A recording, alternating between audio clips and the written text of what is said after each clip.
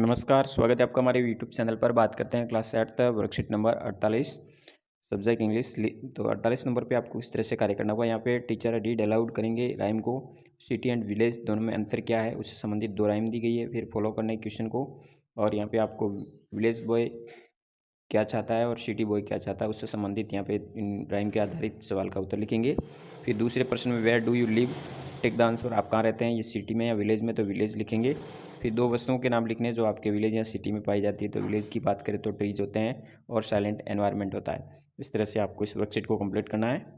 बात करते हैं वर्कशीट नंबर 49 की। 49 में आपको नाउन के बारे में पूछा गया है। तो जहाँ पहले प्रश्न में अंडरलाइन करना है आपको वाक्य में जहाँ जहाँ नाउन का प्रयोग हुआ, जैसे यहाँ हो जाएगा ये, फिर वुमेन हो जाएगा, होनेस्टी हो जाएगा, अनंत हो जाएगा, दीक्षा हो जाएगा, उदयपुर हो जाएगा, माई ब्रदर हो जाएगा।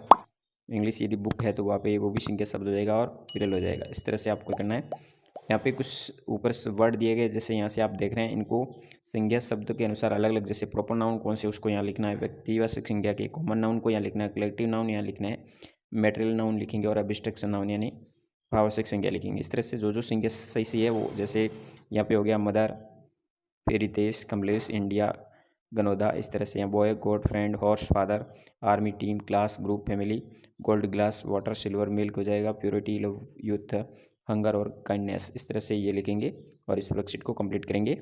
बात करते हैं वर्कशीट नंबर 50 की। 50 में आपके सामने एक चित्र दिया गया है, इस पर डिस्कस करना है और नीचे दिए गए प्रश्नों के आंसर देने हैं। जैसे what do you think the piece palace, ये कहाँ का चित्र है, तो ये हो जाएगा मार्केट का। दिस इज ए मार्केट हो जाएगा।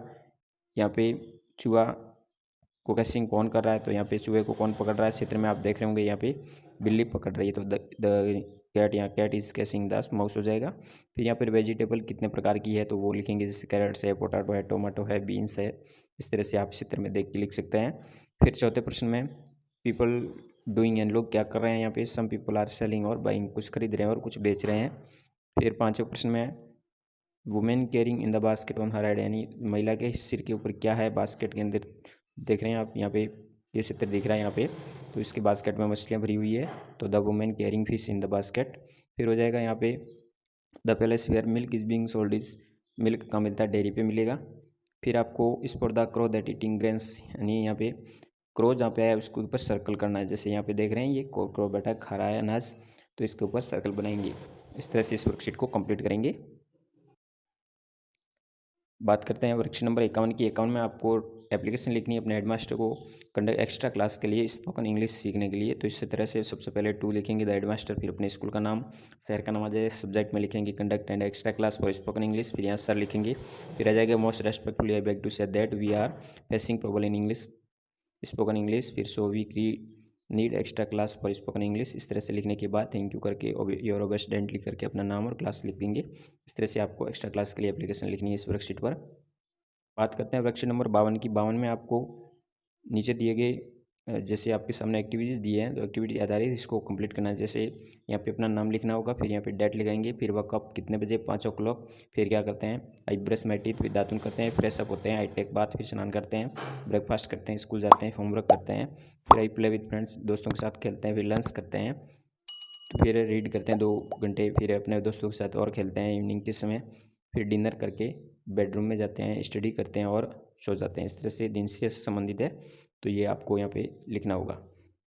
बात करते हैं वर्कशीट नंबर 53 की। 53 में आपके सामने कुछ पोस्टर दिए गए हैं, इससे आधारित नीचे सवाल पूछेंगे हैं।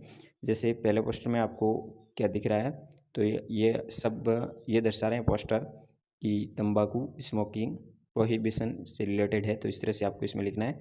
फिर वर्ड नॉर तंबाकू डे कब मनाया जाता है, तो 31 मई लिखेंगे। फिर इससे रिस्क क्या है हमारे स्वास्थ्य के लिए, तो इससे स्मोकिंग केसेस कैंसर हो सकता है, लंग्स खराब हो सकते हैं, increase the risk of dying, इससे मृत्यु तक भी हो सकती है। तो इस तरह से इसका आंसर लिखेंगे। बात करते हैं वर्कशीट नंबर 54 की। 54 में आपको करेक्ट फॉर्म लिखनी है। जैसे पहले में the monkey is the finest animal लिखा गया है, तो इसी तरह यहाँ पे हो जाएगा द एलिफेंट द बिगेस्ट हो जाएगा। फिर यहाँ हो जाएगा द स्लोएस्ट, यहाँ सुपरलेटिव डिग्री का प्रयोग किया जा रहा है, तो यहाँ हो जाएगा द स्मॉलेस्ट। इस तरह से फिर यहाँ पे शॉर्ट आंसर देना है येस नो में। Are you the youngest in your family, तो येस यदि हैं यंगेस्ट तो लिखेंगे येस, नहीं है तो नो करेंगे। फिर टालेस्ट यदि है तो है येस करेंगे, नहीं तो नो करेंगे। तो इस तरह से येस नो में इसका सभी का सवाल का जवाब देंगे। तीसरे प्रश्न में आपको सही करके इनको लिखना है। जैसे यहाँ पे वाक्य 1 नंबर पे आएगा द, तो द लिखेंगे आगे। फिर 2 नंबर पे पप्पी आएगा, 3 नंबर पे इज क्रिया आएगी, 4 नंबर पे स्मॉलर आएगा, 5 नंबर पे आप देन लिखेंगे, 6 नंबर पे आप द लिखेंगे, 7 पे डॉग और 8 पे डॉट लगाएंगे। इस तरह से यहाँ पे वाक्य बना देंगे। इसी तरह दूसरे प्रश्न में भी यहाँ ऊपर लिखे गए नंबर के अनुसार लिखे गए जो आपको दिख रहे हैं उसी अनुसार आपको व्यवस्थित करना है। तीसरे में, चौथे में और पाँचवें में यानी ई तक आपको इस तरह से व्यवस्थित करना है समस्त वाक्य, और इस तरह से आपको 54 वर्कशीट तक कार्य करना होगा। धन्यवाद। जय हिंद। वंदे मातरम।